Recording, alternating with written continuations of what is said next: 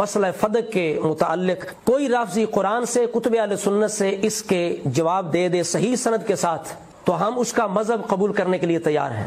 کہ لوگوں کا یہ دعویٰ ہے کہ رسول اللہ نے اپنی حیات میں باغ فدق کو سیدہ کائنات کو دے دیا تھا، مالک بنا دیا تھا، ہبہ کر دیا تھا۔ یہ پہلا سوال ہے۔ یہ آپ کی کتاب ابو الفدا کے صفحہ نمبر 201 سے میں آپ کی خدمت میں پڑھ رہا ہوں۔ یہ جلد 1 ہے، اس میں لکھا ہے وَكَانَتْ فَدَقَ خَالِصَةً لِرَسُولِ اللَّهِ، فدق کی جاگیر خالصتاً رسول اللہ کی تھی، اور رسول پاک نے اس جاگیر کو اپنی بیٹی کے نام ہبہ کیا۔ جناب فاطمہ سلام اللہ علیہا کو کوئی غلط فہمی نہیں ہوئی کہ اگر فدق سیدہ کائنات کو بطور وراثت نہیں ملا تو حق تو ازواج مطہرات کا بھی تھا نا۔ صرف سیدہ کائنات نے مطالبہ نہیں کیا، ازواج مطہرات نے بھی مطالبہ کیا ہے۔ جس طرح بخاری شریف کی حدیث ہے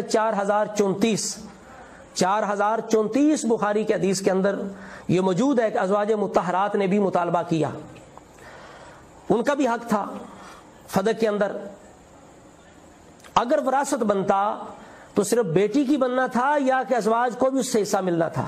بحوالہ روضۃ الصفا معارج النبوہ رکن چہارم باب دہم صفحہ 228 جلد اول، فتاوی عزیزی مطبوعہ کراچی، فتاوی عبدالعزیز دہلوی مطبوعہ مجتبائی دہلی۔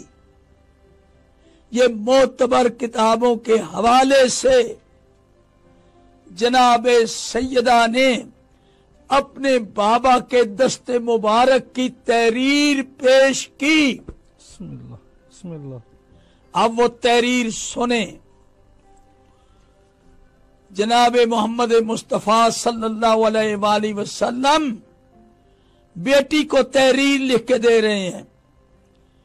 وقفہ محمد ابن عبداللہ وقف کرتا ہے۔ کون؟ بن عبد المطلب بن ہاشم بن عبد مناف۔ یعنی دیکھیے یہ کس طرح سے محکمہ مال کی لینگویج استعمال ہو رہی ہے۔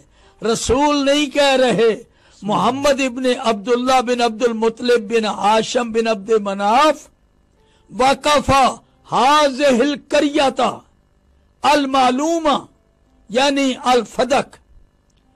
حضرت محمد وقف کر رہے ہیں یہ گاؤں، یہ بستی جو سب کو معلوم ہے، جس کو فدق کہتے ہیں، محمد وقف کر رہے ہیں بے حدودہا، اپنی پوری حدود کے ساتھ یہ بستی محمد وقف کر رہے ہیں۔ علی فاطمہ فاطمہ کے اوپر وقف کر رہے ہیں۔ وقفاً محرماً علی غیرہا معبداً علیہا۔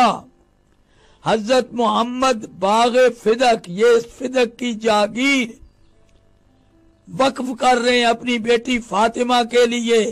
وقفاً محرماً علی غیرہا، یہ ایسا وقف ہے کہ اس کے غیر پر حرام ہے۔ تیسرا سوال ہمارا یہ ہے کہ اگر ابو بکر صدیق نے فدق کو بطور وراثت نہیں دیا تو کیا جو حصہ انہیں رسول اللہ کی طرف سے ملتا تھا، سیدہ کائنات کو، ازواج مطہرات کو، دیگر حضور کے خاندان کو، کیا ابو بکر صدیق نے وہ بھی روک لیا، ان کا خرچ بھی نہیں دیا؟ اور کیا ابو بکر صدیق نے باغ پر خود قبضہ کر لیا؟ یہ آپ کی کتاب بول رہی ہے، بیروت کی چھپی ہوئی ہے، سیرت حلبیہ ہے، یہ عربی میں پڑھ رہا ہوں، یہ اس کا اردو ترجمہ ہے، یہ دارالاشاعت کراچی نے چھاپا ہے، اس میں ساری بات لکھی ہے، یہ دارالاشاعت کراچی کی، اس میں بھی یہی بات لکھی ہے، ترجمہ کیا ہے انہوں نے، میں اس عربی کو پڑھ رہا ہوں۔ جناب ابو بکر رضی اللہ عنہ نے تحریر لکھ دی किताब कतबतहु ले फातिमा बेमीरासहा मिन नबीहा। हजरत उमर पूछते हैं क्या है, तो कहने लगे ये तारीर है जो मैंने फातिमा के लिखी है, उसके अब्बा जान की तरफ से जो मीरास की वो मालिका है, वो मीरास की मैं सनद दे रहा हूं। फकाला मिम्मा, अब हजरत उमर कहने लगे फकाला मिम्माजा मिम्माजा तुनफिकु अलल मुस्लिमीना वक़द हरबतुकल अरब कमा तरा। सुम्मा अक़ज़ा उमर इब्न अल खत्ताब किताबहु फशक्कहु शक्कतन। हजरत उमर रजी अल्लाह अन्हु ने झपट कर वो वसीका ले लिया, वो दस्तावेज जो हजरत अबू बकर ने लिखी थी वो छीन ली और उसको कहा हजरत अबू बकर को कि कल तुम मुसलमानों के साथ, ये मुसलमानों के फौजों को क्या दोगे? तुम इस तरह से अगर तुमने सखावत की तो हमारी फौजों को कौन राशन देगा, फौजों की जरूरियात कौन पूरा करेगा? ये उन्होंने फौजों का जिक्र किया है। मिम्माजा तुनफिको, कहां से तुम खर्च करोगे? अलल मुस्लिमीन, मुसलमानों के खर्चे कहां से पूरे करोगे? जब तुम्हारे साथ मुसलमान काफिरों की जंगें होंगी, इन जंगों में जंगों के अखराज कहां से पूरे करोगे? कहां से पैसा लाओगे? ये हजरत उमर रजी अल्लाह अन्हो हजरत अबू बकर से कह रहे हैं, हजूर ये मेरी किताब नहीं, ये आपकी किताब है, ये आपका तर्जमा उर्दू का, ये भी इसमें दिया हुआ है, ये साफ लफ्जों में इसमें दिया हुआ है कि जनाबे हजरत अबू बकर रजी अल्लाह अन्हो ने जब इनकी वसीका लिख के दे दिया तो उस वक्त हजरत उमर ने लेके उसको फाड़ दिया और ये कहा कि तुम कहां से अदा करोगे फौजों के अखराजात।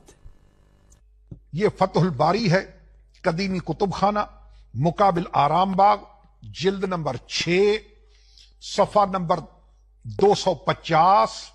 उसमें लिखा है इन्नमा अक्ता उस्मान फदक अल मरवान, वो ही फदक अपने दौरे खिलाफत में हजरत उस्मान तीसरे खलीफे ने अपने दामाद चचा के बेटे मरवान को दे दिया। खुम्स भी अफ्रीका का और फदक भी जो मोहम्मद की बेटी को मांगने के बाद भी न मिला, वो हजरत उस्मान ने अपने दामाद, अपने चचा के बेटे मरवान बिन हकम को दे दिया। ये फदक की कहानी का अली मुतशर खुदा का अपनी खिलाफत आई।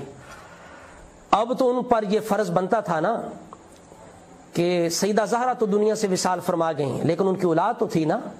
अगर वो सारा सईदा ज़हरा का था तो मौला अली शेर खुदा पे बतौर हुक्मरान ये फर्ज आया था कि आप जब भी आपको मौका मिलता, तकरीबन 4.5 साल आपका दौरे खिलाफत है, उसके अंदर जितना लोगों ने आज इसको मसला बना दिया है, अगर वही मसला वाक़यातन होता तो हज़रत अली कितनी जल्दी उसको हल करते।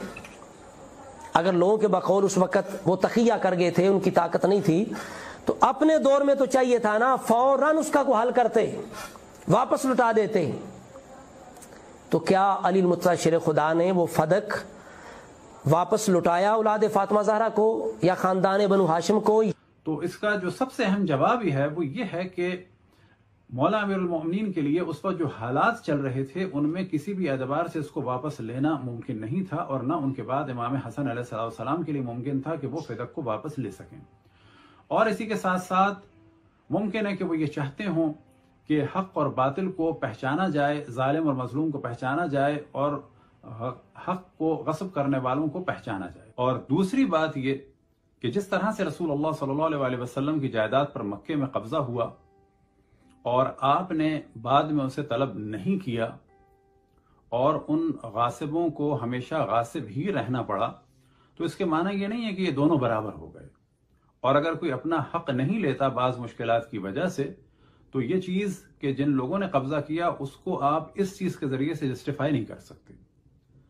تو ایک موضوع یہ ہے کہ حالات اتنے خراب تھے کہ مولا امیر المومنین کے لیے ممکن نہیں تھا۔ دوسری بات یہ کہ یہ حق و باطل کا موضوع وہ زندہ رکھنا چاہتے تھے تاکہ جناب سیدہ کی مظلومیت